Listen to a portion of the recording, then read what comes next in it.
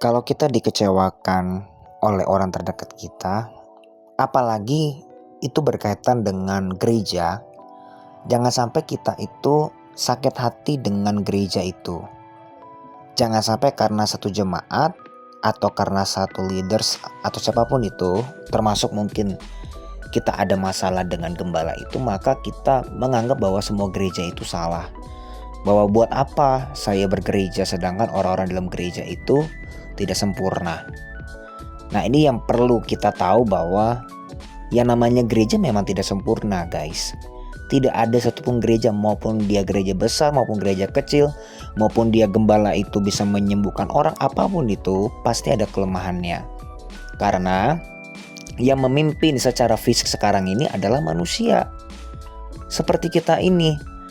Jadi kita tidak bisa menuntut misalnya mungkin pendeta kita atau leaders kita, dia itu harus suci, harus gimana. Yang jelas pasti setiap kita itu akan berjuang keras untuk kita itu di dalam hidup dalam kekudusan. Itu sudah pasti. Tetapi respon kita ketika kita disakiti, entahkah mungkin gak langsung ke gembalanya, mungkin dengan sesama jemaat atau dengan sesama pelayanan.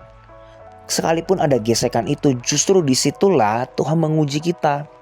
Karena dalam firman Tuhan dikatakan bahwa manusia menajamkan manusia, sama seperti besi menajamkan besi. Nah, kalau kita sedang ditanam oleh Tuhan, kita sedang bertumbuh, tidak mungkin pertumbuhan itu tidak ada masalah. Pasti ada beberapa masalah yang akan terjadi. Setan pasti tidak akan diam supaya kita itu bisa membenci Tuhan. Melalui apa? Melalui dari gerejanya dulu, melalui dari hamba-hambanya dulu.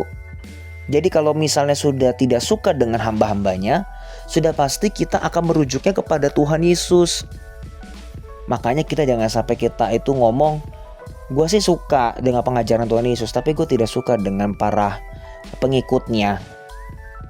Memang sih sebagai pengikut Tuhan itu tidak sempurna. Kalau misalnya sempurna, untuk apa Roh Kudus dicurahkan? Maka daripada itu, setiap kita, sekalipun kita pernah disakiti orang gereja, apapun itu, jangan pernah kita pahit dengan gereja.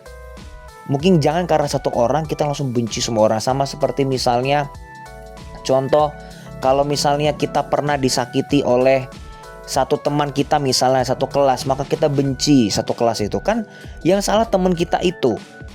Jangan sampai kita benci dengan satu kelas itu, tapi kita bencilah perbuatan dari teman kita itu. Kita pun tidak boleh benci orangnya loh, kita benci perbuatannya.